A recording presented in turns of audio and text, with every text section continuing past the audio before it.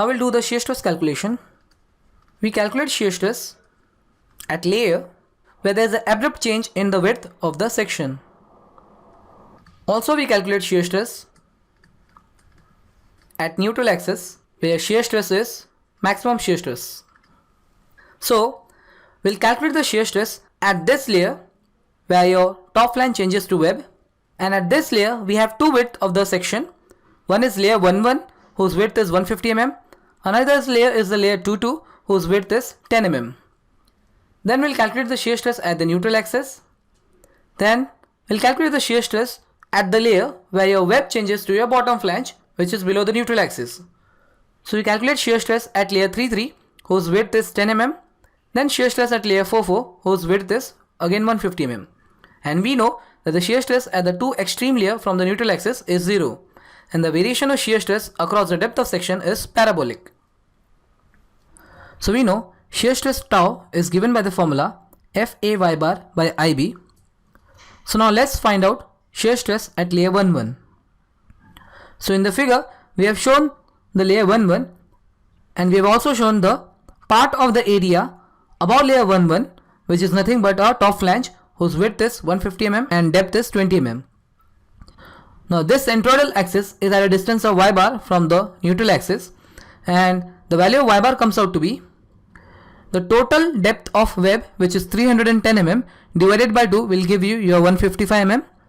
Now 155 mm plus 20 by 2 will give you your y bar equal to 165 mm. Now in this shear stress formula, the AY bar will be the first moment of this shaded area above the layer 11 about the neutral axis. Upon substituting the values, we have shear force equal to 40 into 10 to the power 3 Newton multiplied by AY bar will be area of the shaded part is 150 mm into 20 mm multiplied by y bar is 165 mm. This whole divided by the moment of inertia of the complete I section, which is 188.37 into 10 to the power 6 multiplied by the width of layer 11, which is nothing but 150 mm. So upon solving, we get the value of tau 11 as 0.7 Newton per mm square. Next we find out shear stress at layer 22. Now we see that layer 22 is at the same level as that of layer 11 from the neutral axis. The only difference being the width of layer 22, which is 10 mm and is nothing but the width of the web, whereas the AY bar term for layer 22 remains same.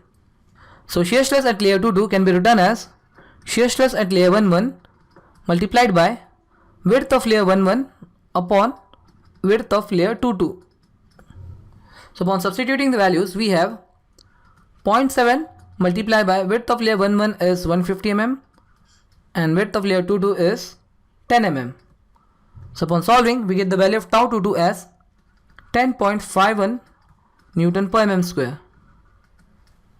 Next we determine shear stress at the neutral axis, and we know that the shear stress at neutral axis is maximum. So now we draw the part of the section which is above the neutral axis. So to determine the AY bar of this shaded part of the section above the neutral axis, we divide this part into two simpler rectangular parts, part 1 and part 2. Your x1 and x2 are the centroidal axis of the part 1 and 2 respectively, which are at distances y1 and y2 from the neutral axis.